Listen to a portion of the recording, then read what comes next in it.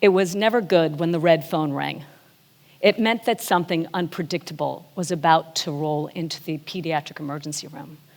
On this hot summer day, it was a 2-year-old, a victim of a stray bullet that ricocheted off of a metal pole and into his brain while he slept soundly in his mother's arms. It was Los Angeles, California in the 90s, and we did what we were trained to do. We stemmed the flow of blood loss. We provided IV fluid. We reduced the intracranial pressure. We stabilized the patient, but we didn't solve the problem. This was my aha moment. This was when I realized I wanted to solve problems that affected children's health. Do you know that after a century of dramatically improving childhood mortality rates, we've gone back to the rates of 1918? Why? Well, we can't solve these systemic problems that are affecting our children's health without first understanding them. And who am I to understand them? I'm a pediatrician, a public health scientist, a health outcomes researcher, and a mother. I'm drawn to the real messy world problems that are affecting our children's health. Now, where do I find the problems? Well, that is looking towards my patients to understand what problems need to be solved. And in terms of the answers, well, that's where science comes in. Typically in science, we think linearly, cause and effect. Think apple falls on Newton's head, gravity is discovered. But many problems that are affecting our children's health today, like that firearm injury in the 2-year-old, can't be explained so directly. I've given this a lot of thought since that moment 30 years ago about how to solve these nonlinear problems. We can't solve these problems until we understand them. So I would like to provide you with 3 tools to better understand. The first, complex systems. The second, life course development. And the third, context. Let's start with complex systems. Now, often we look at things one at a time, but complex systems helps us understand that things are connected, that the whole is greater than the sum of its parts. Complex systems emerge as a result of interacting parts that are adapting and changing over time. To explain this, I'd like to bring to mind a familiar scene for all of us. The sun is setting, there's a cool breeze. We look up in the sky and we see a flock of birds, their patterns emerging seamlessly. Why don't they bump into each other? Why don't they stray? Who's the leader? Yeah. Right? This is witnessing everyday complex systems. It's not magic. It's guided by a set of rules. Rule number 1, birds have magnets in them, keeps them a certain distance from each other. Rule number 2, their brains are built to have an instinct for survival and to stay together. And rule number 3, well, there actually isn't a leader, but a set of rules to determine who becomes the leader and when. It's a complex system. But once you begin to understand the rules, you can make sense of it. So, what does this flock of birds have to do with solving problems for children's health? Before we figure this out, I'd like to take us back to that 2-year-old 30 years ago. He stayed with me, and while he survived, his life and his family's life were never the same. And so I thought, what is it that we as healthcare providers can do to contribute to solving this thorny and difficult problem? I was fortunate to get a grant from the National Institute of Health to specifically address youth violence. I worked with 5,000 families across the country and 200 providers. And we found some things that were really promising and low tech and low cost. But at that time, the federal government ceased funding any research related to firearm injury prevention. So I turned again to my patients to see what problems needed to be solved. It was now the early 2000s, and I lived in North Carolina. And I saw the obesity epidemic for children tip, but not equally for all of my patients. My patients who were living in poverty or were recent immigrants were affected to a larger degree. Why? It wasn't sudden sloth or gluttony or excess screen time, the iPhone hadn't even been invented yet. Since I study childhood obesity, I am very popular at parties. Everybody seems to know what to do about childhood obesity. And that's good, because this is a big problem. 1 in 4 children already enter kindergarten either overweight or obese. And obesity is a chronic disease. Babies who gain weight much faster than their height increase their adiposity twofold by the time they're toddlers. And toddlers with excess adiposity have a 5 times likelihood of emerging into obesity in elementary school age. And adolescents who have obesity are 70 to 80% likely to stay that way into adulthood. Obesity is a disease of chronic inflammation, and that's why it's associated with so many common chronic conditions we see today, like type 2 diabetes, cardiovascular disease, and many forms of cancer. So when people tell me they know how to solve childhood obesity, I am all ears. So I'm at a party, somebody learns I'm studying childhood obesity, and they come over to me and they say, I know how to solve childhood obesity. Okay, you ready for this advice? Eat less and move more. We're gonna tag this the obvious solution.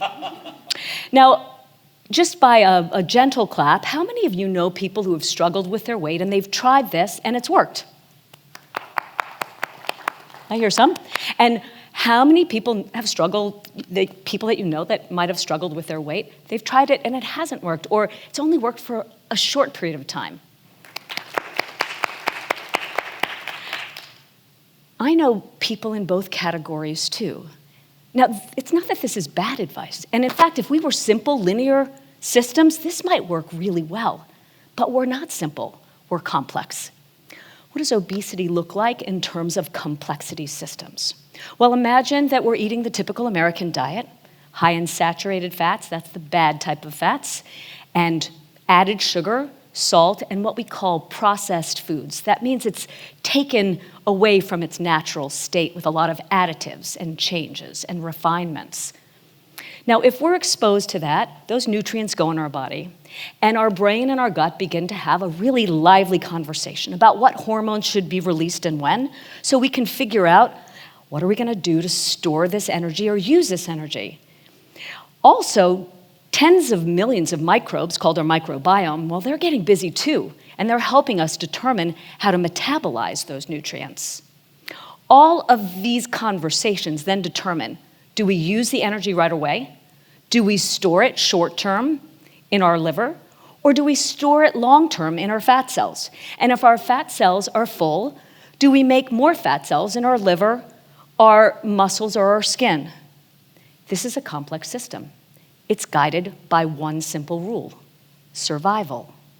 So in early humanity, we didn't know when we were going to encounter our energy sources, and we came up with this very elegant system for long-term storage.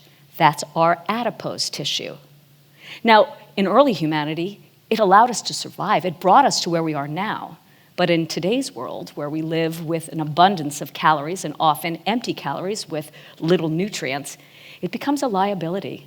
It increases our inflammation, and it increases the risk of those common chronic conditions of type 2 diabetes, cardiovascular disease, and many types of cancer. So you see me at a party, and you're feeling really smart now because you understand this complex system stuff, and you say, I know how to solve childhood obesity. Why don't we just eat unprocessed foods, whole fruits and vegetables, minimally processed meats, lots of plants? That's good for our microbiome too, right? That should solve the problem. Well, I am impressed. But let's learn a little bit more to understand why this alone usually isn't enough. Enter tool number 2, life course development. Because we're talking about children, we're not only talking about complex systems, we're talking about the development of those complex systems. Life course development recognizes that we're an adaptive species. We are born not fully formed. We need to grow and develop and respond to our environment to advantage our survival. What this means is it's not only what you're exposed to, but when you're exposed to it, in what dose, and for what duration, that determines the outcome. But really, don't we just need to eat less and move more? Wouldn't that be great? Well, maybe, but let's look at this through a life course lens. Let's say a pregnant woman is eating the typical American diet. Hamburgers, pizza, French fries, chicken nuggets, all the good things. And these nutrients are not only feeding the woman's body, but also determining how the fetus will develop, how the organs will develop. That's the brain and the gut and the liver and the pancreas. All of those elements, the way that they will develop are influenced by what nutrients are going into that developing fetus. Now, if instead a pregnant woman was exposed to unprocessed foods, so that's the whole fruits and vegetables, lots of plants, really good for your microbiome, by the way, well, those organs in the fetus will develop differently and actually decrease the risk of later type 2 obesity, cardiovascular disease, and many forms of cancer. And this is all before the first meal is eaten outside of the womb. Have I lost you yet? It's complicated. Now, life course development is an essential part for us to understand. It's not only when or what we're exposed to, it's when we're exposed to it. So you see me at a party, and you're pretty sure you have me stumped. And you say, you know, my sister has always struggled with her weight, and she eats so healthy. And I haven't struggled with my weight, and I eat a lot of junk food. So explain that, Dr. Barkin. Well, we are guided by a set of rules because we are a complex system. But the rules change depending on where we are in development. Timing matters. Enter our third tool, context. Now, before we talk about context, I actually want to say, let's say we've addressed the first part of the obvious solution. Let's say you all now are eating unprocessed foods, whole fruits and vegetables, a lot of plants, and no added sugar, and you are providing that for your child throughout their life course development. Now I'm going to talk about the second part of the obvious solution, and that is moving more. Your child's pediatrician will tell you that you need to be exposing your children to 60 minutes of moderate to vigorous physical activity every day. That's the type that makes you breathless. This will improve brain, bone, and heart health. But can you do that? Is your neighborhood safe? Do you work 2 jobs? Do you not have childcare? Do you not have a nearby neighborhood park? Do you not have transportation? When we talk about these larger contextual things that are affecting our individual behavior, well, now we're expanding into the world of public health. In 2006, I moved to Nashville, Tennessee, and I walked into a really natural experiment. The mayor at that time had doubled the number of parks and recreation and put them in densely urban populated areas. He'd also increased the number of green space. He knew that if you improved your environmental context, you could advance health. But would it work? Would families with young children use it? So I put together an academic community partnership called the Nashville Collaborative. This was a partnership between the Monroe Carroll Jr. Children's Hospital at Vanderbilt and many community organizations like Parks and Recreation, the library, and many others. Now, when you think about it, this is a natural symbiotic relationship. Academics are really good at asking testable questions, designing interventions, and analyzing them. And community groups are really good at knowing what is the right question to ask, and if those interventions have a chance of actually being practical and potentially sustainable. The two together, magic. So the first thing we did was we examined who was using Parks and Recreation. And we saw that some families were, but some families weren't. The families that weren't either were living in deep poverty or they were new to this country and spoke another language. In both cases, those families didn't think that these new, freely accessible, geographically accessible resources were built for them. So we did 2 things in the Nashville Collaborative. The first is we hired more bilingual staff. And the second is we taught families how to use Parks and Recreation better to get to better for their families. And what we found is that those exposed to the intervention were twice as likely to use Parks and Recreation with their families for physical activity, and at least once a week, and that was sustained for more than a year, whereas those in the control condition that had the same geographic access, and also it was a free resource, continued not to use these freely accessible resources. The second head scratcher for us was why people weren't sending their children outside to play. We thought maybe it has to do with crime or neighborhood safety. But if that were the case, then those families in North Nashville would be less likely to send their children outside to play than those in South Nashville. But both were equally likely not to send their children outside to play. So we did what academics do. We looked at the literature. We did a literature search, and we thought it could be neighborhood safety and crime, could be walkability, maybe sidewalks. It could be multiple jobs and no childcare, could be lack of transportation, or maybe this new thing called the iPhone or the iPad and excess screen time, and maybe people don't even want to go outside and play anymore. Now, while all of these hypotheses were credible, what we did with the Nashville Collaborative is we went to families and we asked them, what keeps you from sending your children outside to play? And the answers were different, depending on where in Nashville you lived. If you lived in North Nashville, it was neighborhood safety, it was crime.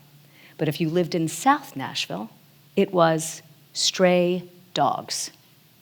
Stray dogs. We hadn't even considered stray dogs. And the best part about that discovery is that there was already a policy and there were already people for stray dog management. It needed to be better enforced. Now I want to layer on top of this story of context and physical activity, life course. Children who are physically active are much more likely to remain physically active as adults and reduce mental health problems as well as type 2 diabetes, cardiovascular disease, and some forms of cancer. And adults who are physically active have children that are 6 to 9 times more likely to be physically active.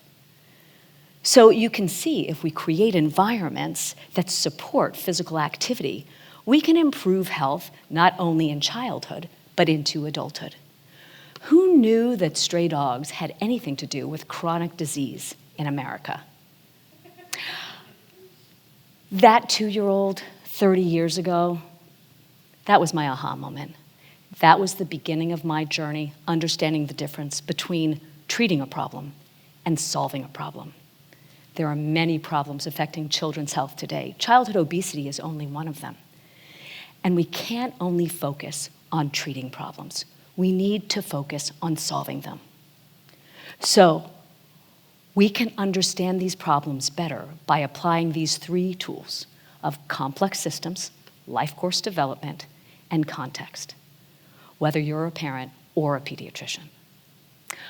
So what will you ask me, what will you tell me next time you see me at a party?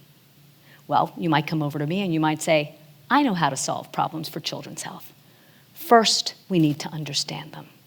Do you want to do that together? And do you know what I say? Sounds like a good idea. Let's begin now. Thank you.